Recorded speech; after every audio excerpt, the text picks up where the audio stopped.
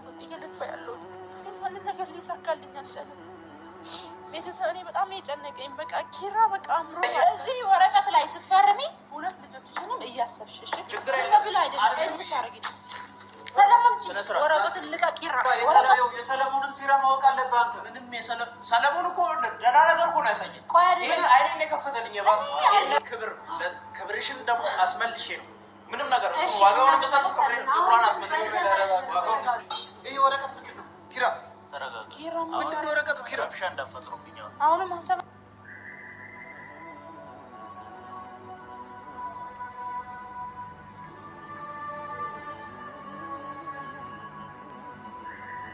ግን ደግሞ ኪራ እኔ ይሄን ላንተ የምነግርህ ይሄ የራሴ ጉዳይ ነው። ወረቀቱን ስጠኝ፣ እኔ እሱን አውርቼ በጸባይ እሱም አይፈልግም እኮ አይደለ? ስለዚህ የሚባል ነገር የለም። ለምን የሚባል ነገር የለም? ለምን ሰላምዬ፣ ከዚህ በላይ ምን ላድርግ ንገረኝ እስቲ። እንዴ በቃ ልጆች እኮ እንዴ ልጆችን አታስብም እንዴ? ቆይ ሰላምዬ፣ ታግያለሁ፣ የቻልኩትን ያህል ለፍቻለሁ። ገብቶሻል አይደል? አሁን ደግሞ እሱ እያደረገ ያለውን ነገር እናንተ የምታውቁት ነው። ብዙ የሚያስፈሩኝ ነገሮች አሉ። ስለዚህ ያን ነገር ከውስጥ ማስወገድ ፈልጋለሁ እና መፍገን ደግሞ በራሴ ነው። አዎ ፍቺ ነው አይደለም ሰላም አይደለም አብሮኝ ነው ያለው። ተወጅዋለሽ እኮ ዞሮ በወደው እኮ በግድ እኔ ጋር ላደርገው አልችልም። መፈራረም አለባቸው። በቃ ፈልጎ አይደለም ነው በየበሳምንት ምን አይነት ነገር ምን አይነት አምር እዚህ ቤት ውስጥ እየፈጠረ እያለ እንደሆነ ታያየ እኮ። ታዲያ መፍትሄው እኮ መፈራረምና መፋታት አለ። ዋጋው በምንድን ነው ዋጋውን እየመለሰላት ያለው? ሰላማን ስጣት አንተ። ሲጀመር ይኸውልህ ሰላማን አልሰጣለ ቤት ይዞ የሚመጣውን ሰው ታውቃለህ። እያንዳንዱ በሳምንት እሷን ለመጠየቅ የመረዳትና ያለመረዳት ጉዳይ አይደለም። በነገራችን ላይ አሁን ኪራን የምናቅፍበት ምንም አይነት ጉዳይ የለም። እውነት ለመናገር ግን ስለፍቼው የኔ መብት ነው እዚህ ጋር ነው አውቃለሁ። ስለዚህ እሱን ካወቅ ደግሞ እኔ ቁጭ አድርጌ እሱን አውርቼ በሰላም ማውራት ራሱ የለም። የሚወራ ሰው አይደለም። ይሄንን በሰላም ነው መፍታት ያለብኝ። የሚወራ ሰው አየነው እኮ ይሄ እኮ ናኦሚ አልተረዳኸኝም። ውብዬ ተረድቼሻለሁ፣ ግን መፈረሙን ምን አመጣው? ውብዬ ይኸውልህ እኔ እና ሰው ተለያይተናል። ወረቀት ብቻ ነው የሚያገናኘን። ሰማንያው ሳይቀድ ደግሞ ቤተሰብ ሳያከብር ይሄ ነገር ሰማንያው መቅደድ አለበት። ይሄ ሌላ ቦታ ኪራኔ ግን ግራ ክብር ነው የሚወድቀው። እንደማይገባቸው ተጨቃጨቁ። እናንተ ለምን እንደምትጨቃጨቁት? ቆይ እነሱ ሲለያዩ ልጆች እንደሚበታተኑ አባባል ለምን አታስቡ እንዴ? ቆይ እሷ ትሙት የሆነ ነገር ትሁን እና ብቻሽን ያላባት በሳምንት ስንትና ስንት ሴት እያመጣ እያንጋጋብን ቤት ውስጥ ምን አይነት አባት ምን ትቻለሽ? እናቱ ብቻ እኮ ነው መሆን የምትችይው። አባትነቱን በውጪ አልከለከልኩትም። ገብቶሻል? ለልጆቼ አላንስም። ግን አሁንም ሲጀመር ና ከኔ ጋር አይደለም።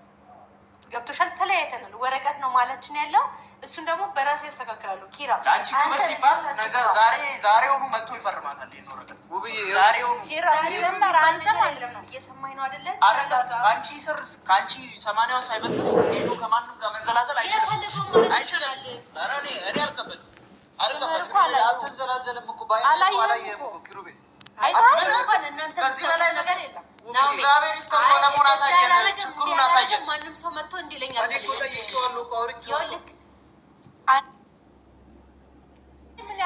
ምን ያርግ ብዙ ቀን ዝኔታ ዘጋጅቶ ስጦታ ሰጠሽ፣ ወርቅ ገዛልሽ፣ አዘጋጅቶ ይቅርታ ጠየቀሽ።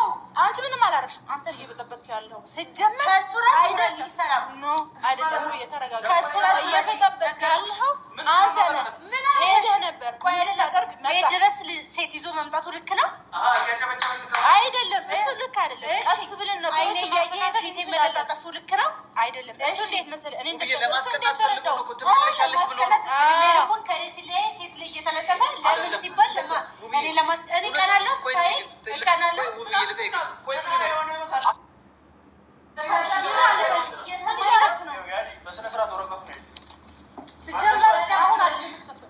አስበሽ ምናምን ብሎ አይፈረም። መፈረም እችላለሁ። ገብቶሻል አይደል? መፈረም እችላለሁ። እኔ ችግር የለብኝም። ገብቶሻል? ወረቀቱን ይወጣጣ አይደለም ከፈለገሽ መውሰድ ትችያለሽ። ገባሽ አይደለ? ግን ማለት ነው እኔ ራሴ አዘጋጀው ነገር ልንገርሽ። እኔ ውብዬ ከነሄ ጋር ከተለያየሽ ማለት ነው ልንገርሽ፣ እኔ ከነሄ ጋር ከተለያየሽ ከኔ ጋር ተቆራርጠሻል። ይቅርታ አድርጊልኝ። አንቺ የናውም ደጋፊ ከሆንሽና የሱስ የሁለታችን ደጋፊ ነኝ። የሁለታችን ደጋፊ ነኝ። እንዴ ቆይ አይታይሽም እንዴ? ነው ምን ለብስ እኛ ነገሮች አቁሙ እንዴ! እኛ እኮ ነገሮች እንድናስተካክል እኮ ነው ከጎንሽ ውብዬ ያው እናት መሆን ነው የምችለው። ደግሞ ከአቅሟ በላይ ከሆነ ያ ሰው ከስህተቱ ታረመ ስህተቶችን ለማስተካከል ካልፈለገ ናሂ ምንም ማድረግ አይቻልም። ለልጆቿ አባትም እናትም አንድ ላይ ቢሆኑ እናትም አባትም አስፈላጊ ነው። ግን ደግሞ ናሂ እየሄደበት ያለው ከእሷ ሲወጣ ጥፋት ነው። ከእሷ ሲሸሽ ነገሮችን ለማስተካከል ሳይሆን እየሮጠ ያለው ነገሮችን ይብስ እንዲበላሹ እያደረገ ነው።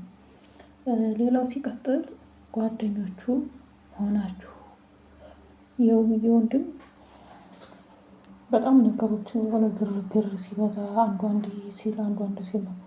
እኔ በመካከላቸው ሁሉም ቢወጡና እነሱ ችግራቸውን ተነጋግረው ቢፈቱ በጣም ደስ ይለኛል።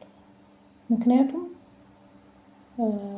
አንደኛው ጓደኛ ሌላ ነገር ሲያመጣ አንደኛው ጓደኛ ሌላ ነገር ይዞ ይመጣል። ሶስተኛ ሰው አራተኛ ሰው ከአራትም አምስት ስድስት ሰው መካከላቸው ገብቷል።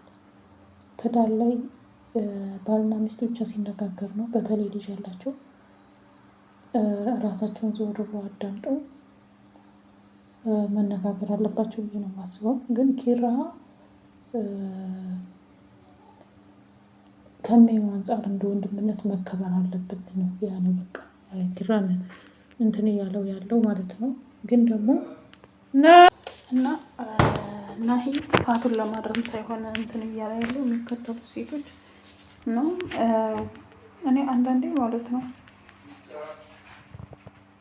ፋፊ ያረገዘችው ልጅ የእሱ ነው ወይ እስከ ማለት ሁላ ብያለሁ። ማለት አንደኛው ጓደኛው ሚስጥር አለ ምናምን እያለ ነው ገና በፊት ሳይታረቁ ጀምሮ ማለት ሚስጥሩ ፋፊ እርጉዝ ናት ምን እንደሆነ ሚስጥሩ አይናገርም። ግን ሚስጥር አለ ነው የሚለው።